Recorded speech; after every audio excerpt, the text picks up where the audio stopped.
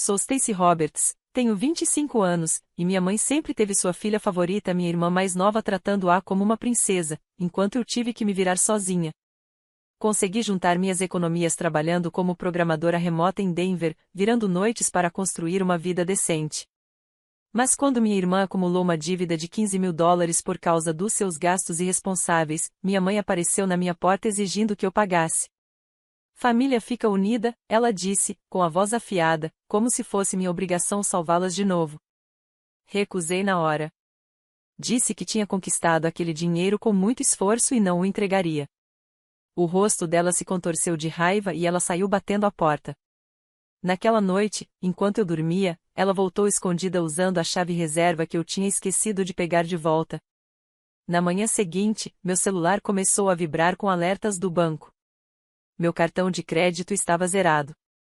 Minhas economias, esvaziadas, usadas para pagar as dívidas da minha irmã. Fiquei olhando para a tela, o coração disparado, mas não disse uma palavra. Sem ligações, sem confronto. Apenas comecei a planejar meu próximo passo. O que aconteceu depois revelou todo o esquema delas, virou o jogo e as deixou enfrentando consequências que jamais imaginaram. Se você já se sentiu preso às exigências da família, não vai acreditar em como essa história termina. Conte nos comentários, qual foi a coisa mais absurda que um parente já te pediu? Vamos ver quem se identifica. Naquela manhã, ainda meio sonolenta, peguei o celular com os alertas do banco piscando. Entrei no aplicativo e congelei, meu limite de crédito estava estourado. $15.000 gastos durante a madrugada. As transações eram todas pagamentos para empresas de crédito, exatamente as mesmas das dívidas da minha irmã. Meu estômago revirou enquanto eu passava a tela, cada item era como um soco. Foi aí que me lembrei da chave reserva que minha mãe ainda tinha. Ela devia ter voltado depois da nossa briga. Respirei fundo, minhas mãos tremendo enquanto disquei o número dela. A raiva crescendo a cada toque. Quando atendeu, falou com a maior naturalidade como se nada tivesse acontecido. Bom dia, Stacey. Dormiu bem? Comecei direto, com a voz baixa, porém firme. Você pegou meu cartão de crédito e esvaziou minhas economias para pagar as dívidas da Mish. O silêncio se alongou. Então ela suspirou, sem nem negar. Você está sendo teimosa. A Mish precisava de ajuda. Família ajuda. Você vai superar quando ela estiver de volta nos trilhos. O tom dela escorria aquela manipulação familiar, como se ela estivesse me fazendo um favor. Apertei o telefone com mais força, sentindo a traição bater forte. Isso é roubo, mãe. Você invadiu minha casa. Ela riu de leve, minimizando. Não seja dramática. Não é como se eu tivesse roubado de um estranho. Cancela as cobranças se está tão chateada. Mas os pagamentos já foram processados. Desliguei antes que ela pudesse enrolar mais, a cabeça a mil. Não era só sobre o dinheiro. Eram anos de favoritismo acumulados explodindo. Precisava de conselho. Mandei uma mensagem para Lori Patterson, minha melhor amiga desde a faculdade. Nos encontramos numa cafeteria no centro, com as montanhas rochosas aparecendo pela janela. Ela ouviu enquanto eu explicava os alertas e a ligação, os olhos arregalando. Isso é insano, Stacey. Ela passou dos limites. Assenti, o choque virando resolução. Lori inclinou-se para frente, prática como sempre, não reaja ainda. Junte evidências primeiro. As imagens de segurança do prédio. Os detalhes das transações. Aí você encara com fatos. Passamos a hora seguinte planejando. As palavras dela me ancoraram. Quando saímos, eu me sentia pronta para reagir. Passo a passo. De volta ao meu apartamento, abri o aplicativo de segurança do prédio no laptop. A gravação da noite anterior mostrava minha mãe entrando pela porta lateral por volta da meia-noite, o rosto meio escondido pelo capuz, e saindo 30 minutos depois com algo que parecia uma bolsa pequena. Meu pulso disparou enquanto eu salvava o clipe. A imagem granulada tornava tudo assustadoramente real. Aquela era a prova concreta de que ela tinha entrado sem permissão. Em seguida, fucei meu e-mail atrás dos extratos bancários e imprimi os logs de transações com os carimbos de hora que coincidiam com o vídeo. Cada cobrança estava ligada diretamente às contas dos credores da Mish. Nenhuma dúvida ali. Encontrei até mensagens antigas da minha mãe, enviadas na última semana, me pressionando sobre a dívida. Uma delas dizia: a Mish está afundando. Você não pode deixá-la se afogar. Essas mensagens ligavam perfeitamente o motivo dela ao que tinha acontecido. Com todos os arquivos organizados em uma pasta, senti uma onda de controle tomar conta de mim. O choque inicial da ligação deu lugar a um foco afiado. Lori ficou comigo, ajudando a rotular tudo com calma e método. Isso está à prova de falhas, disse ela, a voz firme enquanto conferia as datas e os comprovantes. Terminamos no início da tarde. Minha mesa estava coberta de papéis, e a tela do laptop ainda mostrava a imagem congelada da minha mãe saindo do prédio. Foi então que decidi envolver meu pai, Curtis Roberts. Ele se mudou para uma cidade pequena nos arredores de Denver depois do divórcio, mantendo distância do caos da minha mãe. Não falávamos muito ultimamente, mas ele conhecia melhor que ninguém o jeito dela. O telefone tocou 2 vezes antes de ele atender. A voz dele soava calorosa, mas cautelosa. Stacy, está tudo bem? Fui direta, sem rodeios emocionais. Pai, a mamãe usou meu cartão de crédito para pagar $15.000 das dívidas da Mish, sem me pedir. Eu tenho filmagens e registros. Ele ficou em silêncio por alguns segundos e depois soltou um suspiro pesado. É exatamente o tipo de coisa que ela faria. Lembra do testamento do seu avô? Ele colocou uma cláusula no fundo fiduciário justamente para isso. Qualquer fraude contra um membro da família resulta na perda da parte da herança. Meu interesse despertou na hora. Eu já tinha ouvido rumores sobre isso, mas nunca dei atenção. Me conta mais, pai. Curtis explicou durante os próximos 20 minutos, escolhendo bem as palavras. O avô havia dividido o patrimônio igualmente, mas, nas entrelinhas, havia uma cláusula para proteger os familiares de prejuízos financeiros causados por outros membros. Ele criou essa proteção depois de perceber os hábitos da mamãe nos últimos anos de vida. A parte dela era de $180.000. A da Mish, $45.000. Ambas bloqueadas até certas idades e automaticamente perdidas se fossem condenadas por fraude familiar. Esses valores seriam então redistribuídos entre os beneficiários restantes, eu e meus primos. Como segunda administradora do fundo, eu tinha o poder de aplicar a cláusula. Assim que tiver provas formais, entre com o pedido no tribunal, ele disse. Vou te mandar os documentos ainda hoje à noite. Desliguei com a mente fervilhando, o plano já tomando forma. Lori me olhou e assentiu. Esse é o seu trunfo.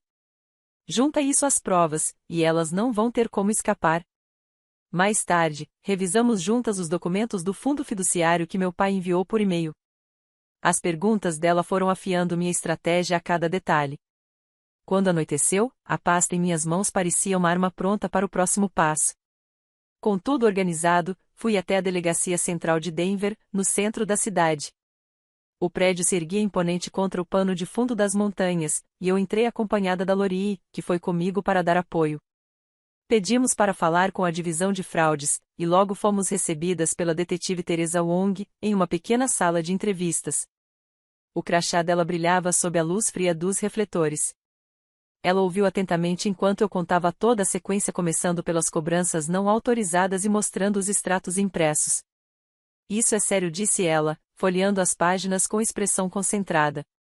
Mostrei o vídeo de segurança no meu celular, ampliando a imagem da minha mãe entrando e saindo do meu apartamento. Teresa assentiu, anotando cada detalhe. Entrada clara sem permissão, no mesmo horário das transações. É uma prova forte.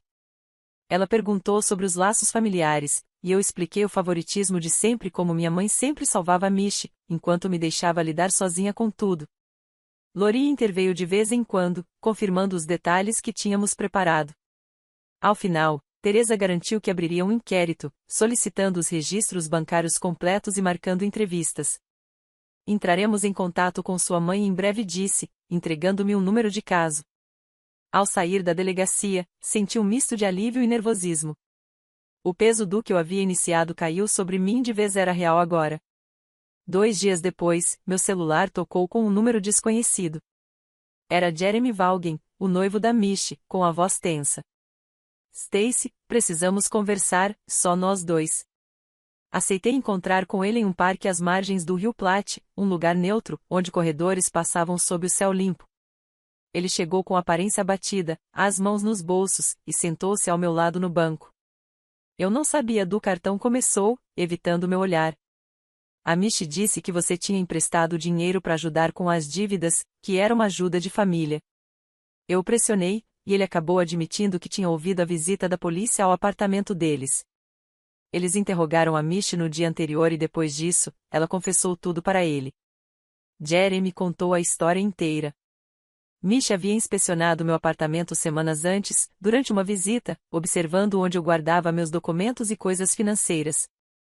Foi ela quem convenceu minha mãe a pegar o cartão, dizendo que eu nunca aceitaria ajudar de bom grado. As mensagens trocadas entre as duas mostravam o plano combinando o momento certo e até fazendo piadas sobre o meu jeito passivo, dizendo que eu acabaria cedendo à pressão. Jeremy me mostrou as capturas de tela no celular dele, com datas que batiam exatamente com as imagens da câmera de segurança. Essa não é a pessoa que eu pensei que fosse, disse ele, com a voz embargada. Ele contou que tinha terminado o noivado naquela manhã, devolvendo o anel apesar dos pedidos dela. Ela está arrasada, acrescentou. Mas eu não posso casar com alguém capaz de armar algo assim. Ali mesmo, encaminhei as capturas para a detetive Teresa, fortalecendo ainda mais o caso. Jeremy se despediu com um aceno, desejando-me sorte, e foi embora. Fiquei sentada sozinha por um momento, observando o fluxo do rio, o movimento da água refletindo o turbilhão dos meus pensamentos. Aquela revelação mudava tudo. Mishi deixava de ser apenas cúmplice passiva para se tornar a mentora do golpe. Alguns dias depois, cheguei cedo ao tribunal de Denver para a audiência. Sentei-me na última fileira, o banco de madeira rangendo sob o peso da expectativa. Mamãe e Mishi entraram acompanhadas do advogado, Philip Dawson, ambas vestidas de forma conservadora, mas nem o terno bem passado conseguia esconder o nervosismo estampado nos rostos delas. Meu tio Marvin veio logo atrás, com expressão firme, claramente ali para tentar apaziguar as coisas. O juiz chamou o caso, e o promotor apresentou as acusações: uso não autorizado de cartão de crédito, resultando em pagamentos fraudulentos de $15.000. A detetive Teresa estava presente, apresentando as provas que reunimos: os vídeos, as mensagens, os extratos bancários. Minha mãe se remexeu desconfortável quando o vídeo começou a ser exibido na tela. Sua visita noturna, capturada pelas câmeras, era inegável. Quando chegou a hora, Philip deu um passo à frente. Meritíssima, minhas clientes desejam se declarar culpadas conforme o acordo firmado. A juíza ergueu os olhos por cima dos óculos. Proceda com a confissão formal. Minha mãe foi a primeira. A voz dela mal passava de um sussurro. Eu entrei no apartamento da minha filha sem consentimento, peguei o cartão de crédito dela e fiz pagamentos das dívidas da minha outra filha, sabendo que não tinha autorização para isso. A confissão pairou no ar pesado, e seus ombros caíram enquanto murmúrios percorriam o pequeno público presente. Em seguida, Mishi falou, o olhar fixo no chão. Eu ajudei, mostrando onde ela guardava os cartões durante uma visita anterior. E eu sabia que o dinheiro seria usado de forma indevida. A voz dela falhou, e o silêncio na sala do tribunal tornou tudo mais constrangedor. Durante o intervalo, tio Marvin se aproximou de mim no corredor. Stacy, isso já foi longe demais. Encerra isso, pelo bem da família. Balancei a cabeça, firme. Eles escolheram esse caminho. Ele insistiu, falando sobre perdão, sobre deixar o passado para trás, mas suas palavras se chocaram contra os fatos frios, inegáveis. A juíza rejeitou a tentativa informal de intervenção dele, considerando irrelevante. De volta à sessão, ela anunciou a sentença. 3 anos de liberdade condicional, 200 horas de serviço comunitário, restituição total em até 30 dias e terapia obrigatória falhasse em qualquer termo, prisão imediata. Mamãe e Misha sentiram, a realidade finalmente pesando enquanto assinavam os papéis. Philip se inclinou para elas, sussurrando algo, sua estratégia desmoronando ali mesmo. Ao sair do tribunal, cruzei o olhar derrotado do tio Marvin em sua tentativa de salvar a situação terminar em fracasso. Os acontecimentos do dia haviam selado a responsabilidade delas. O registro público agora marcava, de forma permanente, as ações que tentaram esconder. Uma semana depois, fui até a casa do meu pai, Curtis, nos arredores de Denver. Ele já estava com a papelada da tutela preparada, sua pequena casa tomada por livros de direito sucessório. Revisamos juntos a cláusula do testamento do vovô, garantindo que cada detalhe coincidisse com a condenação. Isso ativa a cláusula de perda dos bens, confirmou Curtis, assinando como coadministrador do fundo. Naquela tarde, protocolei o aviso no tribunal, e a funcionária carimbou o documento com eficiência. O processo levaria cerca de 60 dias, mas a intenção estava clara: as cotas da mamãe e da Michi seriam transferidas para mim e para os primos, como compensação pelos danos financeiros à família.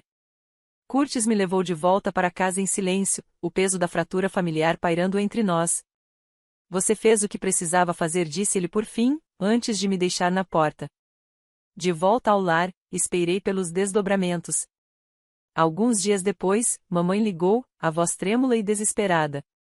Stacy, o Philip disse que o fundo está em risco. Precisamos conversar. Mantive a resposta curta. Já foi protocolado. A cláusula se aplica. Ela implorou reconsideração, prometendo mudanças, mas eu encerrei a ligação. Michi mandava mensagens de vez em quando, desculpas vagas misturadas com pedidos de compaixão. Ignorei todas, focando na minha rotina. 2 meses se passaram, e a carta do administrador chegou, perda confirmada.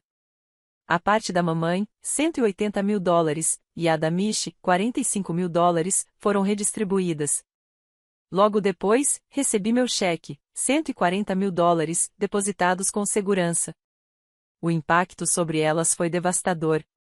O empregador da mamãe fez uma checagem de antecedentes para renovar sua certificação e a demitiu, citando o registro criminal.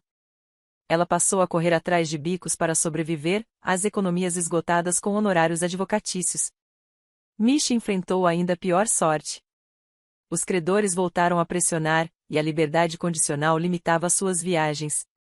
As oportunidades de trabalho minguaram. Ela tentou conseguir empréstimos para pagar a restituição, mas os juros de 23% a prenderam em um ciclo de dívidas que se estenderia por anos. Tio Marvin entrou em contato uma vez, admitindo: minha tentativa de intervir falhou. Elas estão sofrendo. Respondi apenas: consequências. Lori e eu continuamos nosso ritual semanal de café, o apoio dela constante enquanto eu reconstruía minha vida. O dinheiro permaneceu intocado, um colchão de segurança para o futuro. Enquanto isso, o mundo de mamãe e Michi encolhia.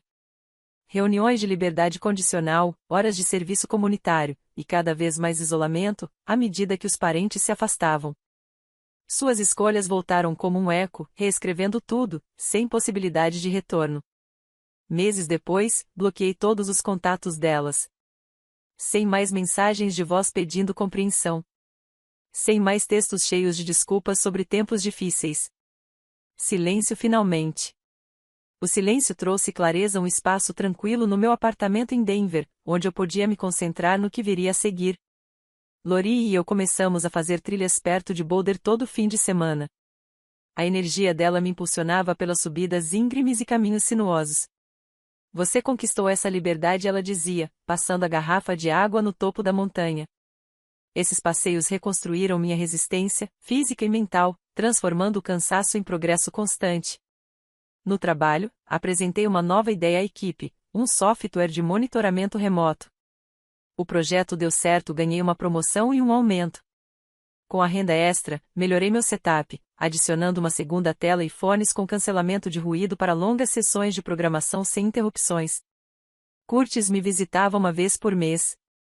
Nossos jantares eram simples, mas significativos: bifes grelhados e conversas sobre seus planos de aposentadoria. Ele sempre contava histórias sobre o vovô e seu instinto para negócios, me lembrando de onde vinha a minha determinação. Ele teria orgulho de você, disse Curtis uma noite, brindando comigo. Assenti, sentindo a verdade disso. Com os fundos da herança investidos em uma conta de alto rendimento, montei uma reserva de emergência e até fiz uma viagem curta ao Grand Canyon, a imensidão abaixo, refletindo a amplitude da minha própria vida. As notícias sobre Michi vinham esporadicamente, por conhecidos em comum. O emprego dela em um call center mal cobria o básico, e as reuniões de condicional consumiam o tempo. Mamãe se mudou para um estúdio perto das montanhas, depois de perder a certificação profissional. Trabalhava com bicos de digitação e pequenos serviços. Viviam a própria solidão, enquanto os parentes se afastavam, o passado criminal ainda pairando sobre elas.